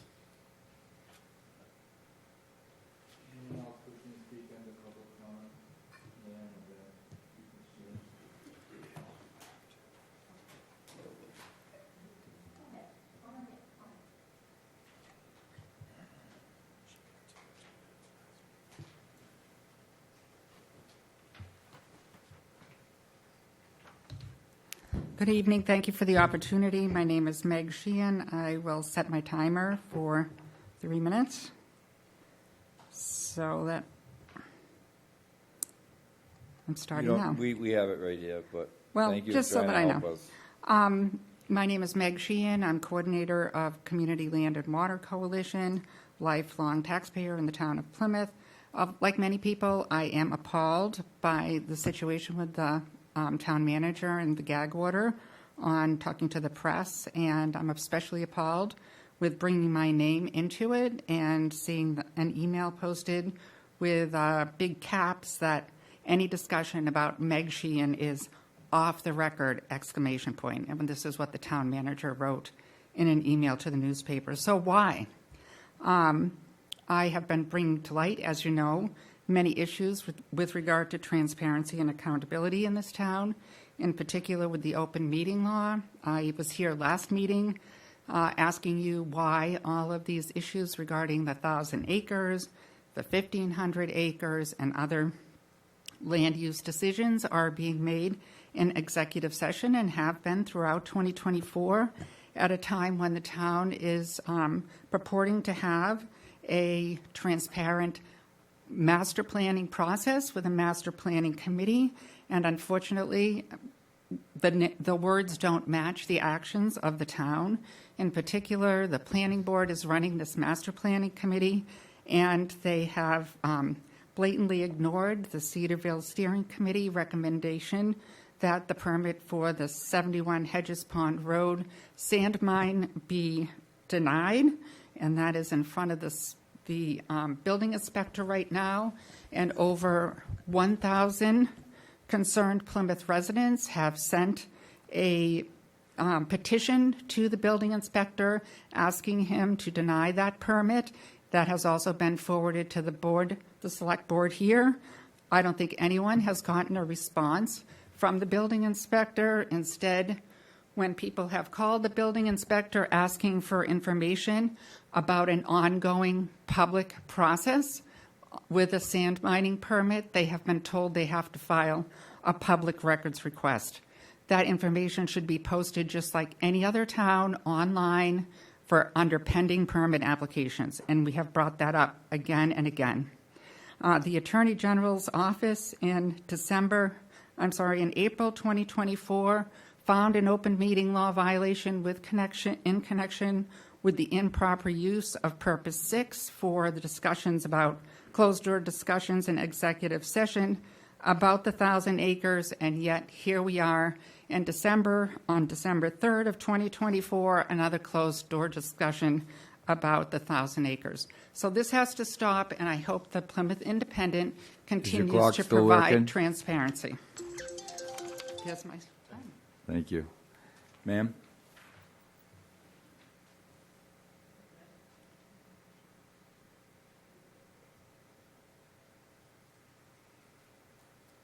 Hello, gentlemen. My name is Leslie Danielson, and I am here representing myself as a resident of Plymouth. Mr. Chairman, thank you for hearing my comments tonight.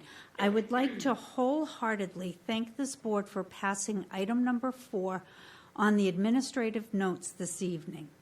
This board has been consistent and clear that no industrial wastewater, not one drop, be discharged into Cape Cod Bay.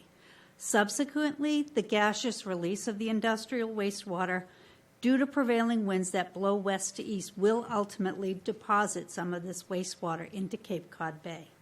The Ocean Sanctuary Act regulation specifically identifies the gaseous materials in their definition of waste, which is a direct violation of Section 15 of the Ocean Sanctuaries Act. I also want to just reference and mention the concerns of Dr. Britta Lundberg of the Greater Boston Physicians for Social Responsibility and Dr. Petros Koutrakis of the Harvard T.H. Chan School of Public Health regarding their concerns of the evaporative release. For these reasons, I wholeheartedly thank you for your commitment in protecting Cape Cod Bay and for hearing my comments tonight. Thank you. Mr. Weber?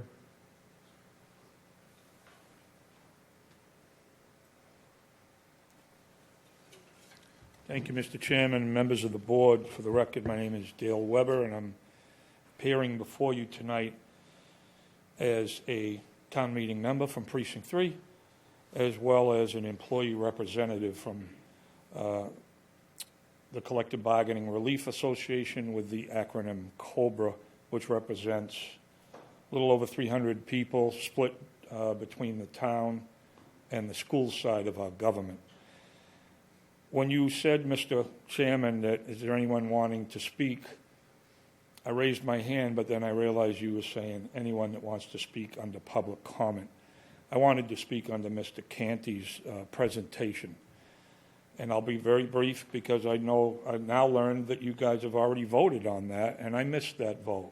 So I would have been here earlier on any attempt to once again go down the road of exploring consolidation, which has been pretty much addressed in the last 20 years with at least 2 formal committees made up of select board members, school committee members, and members at large from the public. So knowing that you already voted on this, I'll keep an eye on the future finance committee meetings as this works its way through the process. Did I understand that? Well, I won't ask a question under public comment because I know your policy, but I think I heard that this is going to go to town meeting, so I know that the process to that will be the Board of Selectmen, the Finance Committee, and et cetera. I do agree with 2 of Mr. Canty's statements and the words he used in those. One was including the words, some of you are seeing this issue for the first time. Well, congratulations, that's me. It's the first time I've seen these proposals. And second is, Mr. Canty used the words status quo. I'm a big fan of status quo. I don't usually like change. Gentlemen to my right will attest to that. But the issue is here that I believe this thing rings to me to be an attempt to get through a bylaw what couldn't get through town meeting with the last charter amendments. Article 21 proposed the very language speaking to the school's governance of its buildings and properties and the fact that that was going to be a charter language if it had passed. Well, it got soundly defeated. It only needed a 2/3 majority, but it was defeated by a 2-to-1 vote. Give me a sign, Mr. Quintal, when my 3 minutes is up, because I'll stop instantly. So I need to, I'll prepare for future comments as this thing winds its way through the process, but I just want to say that I don't appreciate the apparent end around as we await the new charter that we voted on October of 24 last year that is still at the, hasn't even got to the state yet. It's still being compiled as to the changes that town meeting made through the multitude of articles that we debated at the October town meeting. So I think it's premature to proceed with this matter while we don't have the current charter in front of us to see what needs to be amended and to see that we're taking what we couldn't accomplish at town meeting through a charter revision and instead are going forward now with a bylaw. To me, we're mixing apples and oranges, and I just oppose that concept. I take offense to the fact that town meeting spoke on this, and I understand that it's easier to make changes through a bylaw than it is charter, and that's why I'm speaking out, because what the employees of both groups appreciate is stability. And when we discuss things like this, after we just put multiple contracts to bed for 3 years, that stability is now in question. And that stability affects morale. And that's a big issue for me as a representative of the employees. So thank you very much for your time, and have a good evening. Thank you. Anyone else wishing to speak under public comment? Ma'am? Good evening. My name is Kate Brown, and I'm a resident in Precinct 1 of Plymouth. I have a couple of comments. First, I actually witnessed some of the Charter Review Committee meetings this past year. And as you all know, there were significant changes that went on between leadership and membership. I think they had a lot of questions about their authority and role. And now I see that we're looking at proposed bylaws, which, by the way, that I witnessed was only introduced very late in the committee, the Charter Committee proceedings. So I learned by studying that once the charter would go to the state, that there were actually some bylaws that could be amended. But I will tell you, and I don't feel like I'm very smart or very stupid, but the idea that we would have regular citizens without some education on exactly what they're doing with the charter and the bylaws is beyond me. It's not simple. It requires a lot of work and effort. And I would encourage the town, if you want to look at this, for that committee to extend its purpose to include proposing amended bylaws for the town meeting consideration, that there be some study about what's required of those members. It's not easy. I also want to make a comment tonight that to our town manager. I worked in public service for a long time. And one of our mottos was, whatever you do, make sure you're ready to defend it when the Boston Globe comes to talk about it. I was in state government. I really appreciate your letter today to the general public. I thought that was very forthcoming, and I appreciate it. And it helped me realize that there are two sides to this story. And I think that's what is required of all of us. I really do hope that we can find some kind of a nexus where the town and the Plymouth Independent can find a way to continue to communicate and inform all of us what's going on in town. Sometimes I read the Plymouth Independent and I think, really, sometimes it's sensationalized. And I'm thinking, like, do we really need to know about this?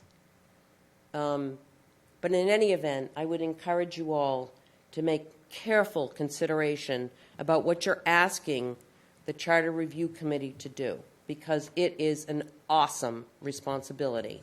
Ms. Brown, it's been 3 minutes. Do you need a little more time? Nope, I'm all set. Thank you. Okay. Anyone else, excuse me, wishing to speak on the public comment? Seeing nobody online. Town Manager's report, Mr. Brandisi. So I'm going to turn the operational update over to our Assistant Town Manager, but part of my report this morning, this evening, was to talk about my letter that I had drafted to the community, and as pointed out, there are two sides to every story. I can say with certainty that we will work this out.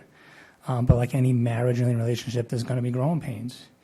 And there were things that was happening, and this isn't about withholding information. I can't say that enough. We are not withholding information. Absolutely not withholding information. It's about setting the direction, setting up a process where we can give accurate information, and accurate information is reported, not sensationalized reporting.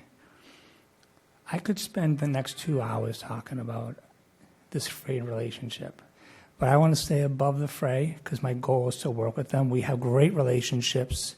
We talked to the Boston Globe yesterday, as a matter of fact. We have great relationships with other media outlets. The Plymouth Independent, we haven't gotten there yet. But I never want anybody to believe that we are withholding information. I stood up at town meeting in last April, and I said, local government is the most transparent business, in my mind, in the world. And I'm going to tell you why. Because the private sector, They don't have to deal with public records. All you that work in the private sector, do you ever get a public records request? No, because you don't have to, right? You don't have open meeting laws that you have to abide by. Any email that I send is a public record. Any email that any public official sends is a public record. So there's nothing that we can withhold. It's all required by law. Do I take exception when sensationalized reporting that, in my mind, discredits town officials who I know are working hard each and every day, that we have undersized DPW, that we have an undersized fire department, an undersized police department, and they're still doing the work? And yeah, you bet your ass that bothers me when I see sensationalized reporting, because I know what those men and women are doing every day. I know what they're doing.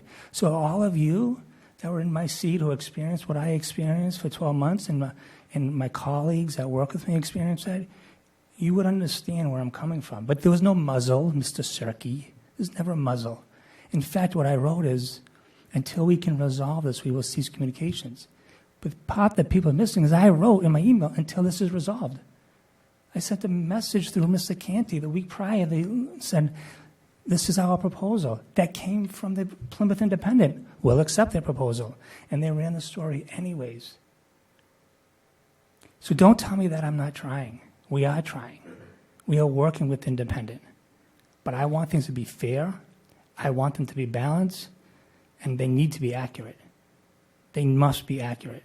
And if they're not accurate, then we're going to continue to run into these challenges. When someone says that, we have businesses that are worried about town officials retaliating against them, if that's the case, well, it's my job to discipline those employees. You know how many folks called me and said, I want to know who the town officials are that are retaliating against small businesses?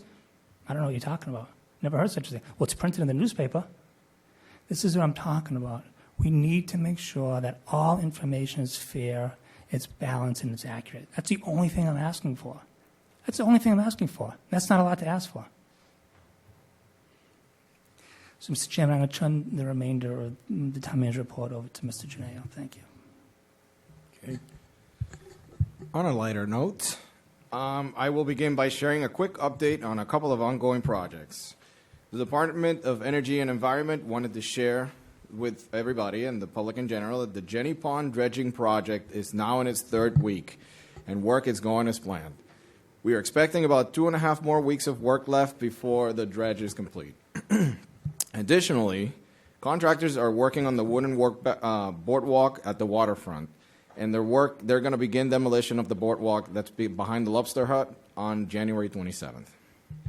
The Department of Health and Human Services continues to bridge the gap between town government and our partners in the community by hosting a homeless roundtable tomorrow at the Cal at 9 a.m. This has been one of the leading goals of the board, and our Health and Human Services Department continues to develop good relationships with local stakeholders to help those in need in our community. The Pilgrim, I think somebody already brought it up, the Pilgrim 1,600-acre area plan process has officially begun, and an online survey requesting feedback from the community went live yesterday. In its first day, we've already received over 300 responses, which shows the interest and dedication of our residents. So we encourage folks to continue showing their interest and support by going on our website to get more information on the process, see upcoming scheduled meetings, and take the survey so that we can hear from you on the future of this property. Right now, you just need to go on the main website, and under news, you'll find a news link with that information. So click on it. That'll take you to the website and any other additional information in regards to this project. And last but not least, we received notification from our neighbors in the town of Duxbury that the Powder Point Bridge will be closed for repairs starting next Monday, January 20th. The folks in Duxbury anticipate that construction will go until the end of March, so access to Saquesh during that time frame will be via the town of Marshfield. Our first responders at the police and fire department are aware of this temporary disruption and have adapted accordingly in order to ensure adequate public safety response during construction. If the board has any questions, please let us know. Thank you. Any questions for Mr. Gennaio? No? Okay then. Select board discussion, new business? Is that a maybe? No? New business?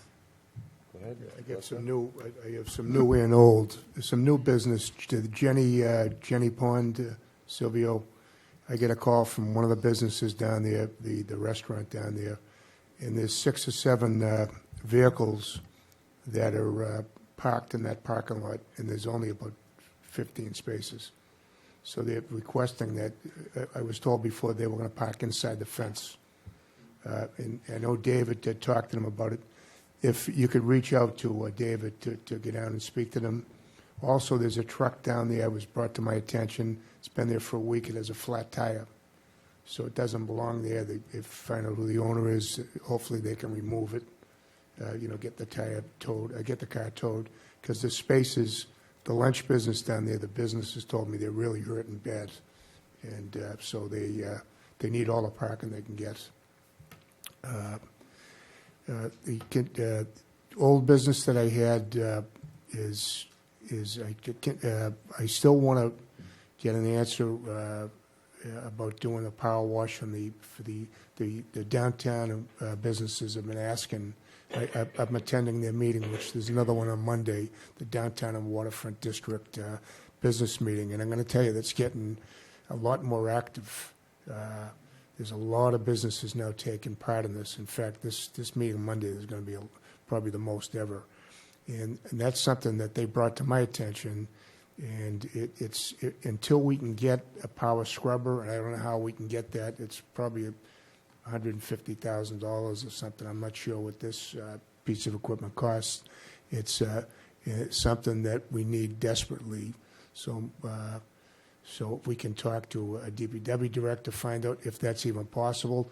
But in the meantime, and again, maybe Mr. Weber can give us some guidance on how we can get the DPW to maybe some weekend, maybe a Saturday, one side of downtown, maybe a Sunday, another side, come in with power wash trucks, to scrub this, power wash the sidewalks. I think it would be a nice touch. And if it goes over well, maybe we could do that a couple times a year until we can get this machine. So I'd appreciate whatever help we can get on this. And as far as new business, I just want to talk about, I wasn't going to make a comment about this, the PI in this story. My opinion is that we should just continue to work on projects that we're doing to help the town and let this all work out and not be concerned about what people are, and I'm not talking to you directly, just I know myself, because I was in that article a little bit too. I'm not concerning myself with what people think about me or what they think about what I'm doing. There's a lot of work being done. I'm working with the Health and Human Service, helping the seniors with this age, dementia-friendly community. With the Purple Table, we have a meeting next week on that with the businesses. Tomorrow, I'm on the task force, the senior task force. We're meeting tomorrow on that. I'm involved. I'm getting involved through Health and Human Services with Father Bill's, because we have a homeless problem that's not going to go away, and we're working on plans to try and help that project. In the meantime, working with the downtown waterfront, and I'm not just talking me, I'm talking the whole board, the things that we are doing, because it's not I.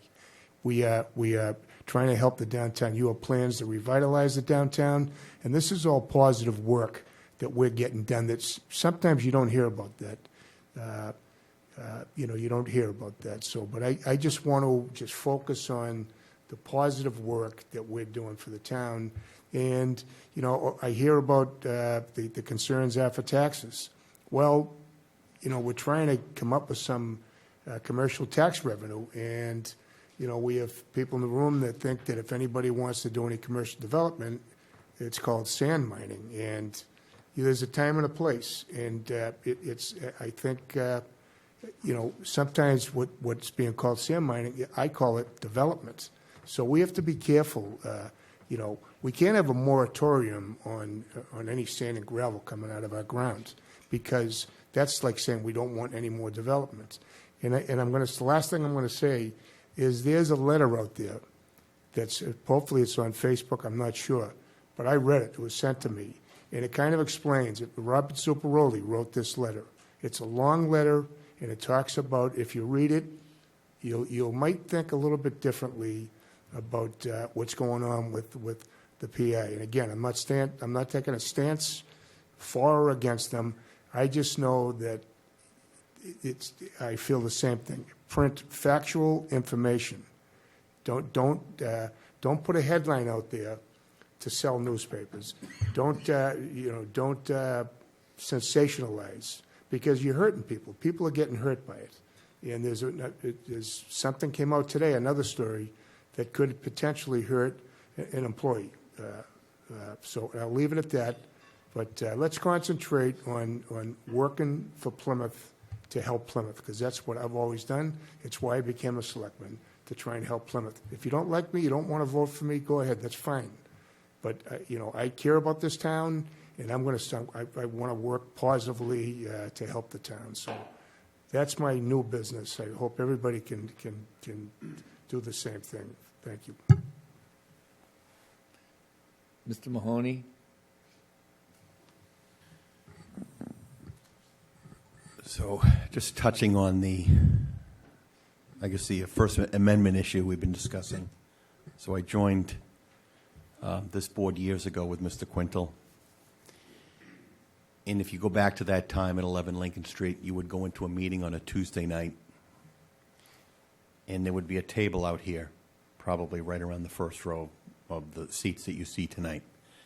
And 9 times out of 10 on a meeting, there'd be a representative there from WATD in Marshfield, and there would be a writer. There'd be a reporter from the Old Colony Memorial. 9 times out of 10. And the Enterprise? If an issue was a little bit bigger, to larger than the town or the county, you'd see the Brockton Enterprise. You could see the Quincy Ledger come down. There might be 3 to 5 people there, and if things were completely crazy, you might see a television camera from Boston. But back then, the Old Colony came out on Wednesday and Saturday.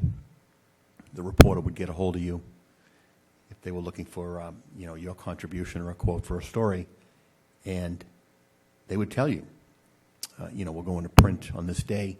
You get 48 hours. If you can get back to me before Tuesday at 1, that would be great, John.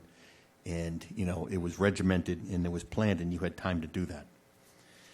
And, this media has evolved significantly in the last decade. Now when you go to online content, I don't want Ms. Kennedy, our communications coordinator, and I don't want the town manager answering a public safety question for the police chief or for the fire chief, or something in detail about infrastructure that the DPW department or Energy and Environmental Affairs should handle. I want it to come from them. So the problem is that if you're trying to get something online within 24 hours, and this building closes down on a Friday at 12, and it doesn't open until 7:30 on Monday morning. So are we mandating, because I don't want to be part of mandating, town employees are going to have to pick up the phone over the course of a weekend and answer these press inquiries. So, Ms. Brown introduced probably the word of the night, Nexus. How do we get there? There was a story within the last year where, a private individual attributed a certain quote to a department head. My phone started ringing off the hook. And from there, of course, I had to sit down with the editor of the PI at Kiskadee. And I think we're all on the same page. We all want these stories to be accurate, factual.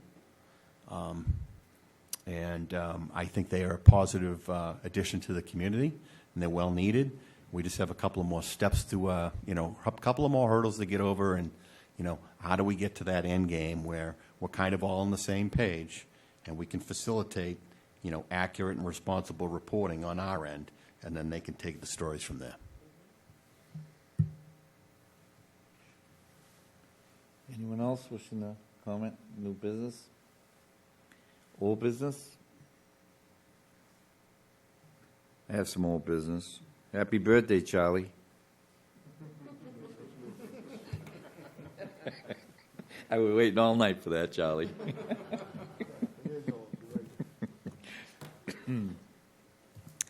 And since everybody's chiming in on the press issue, I, like John, been around many years, and I was going to actually bring that up just like you did. I knew just what you were going to say.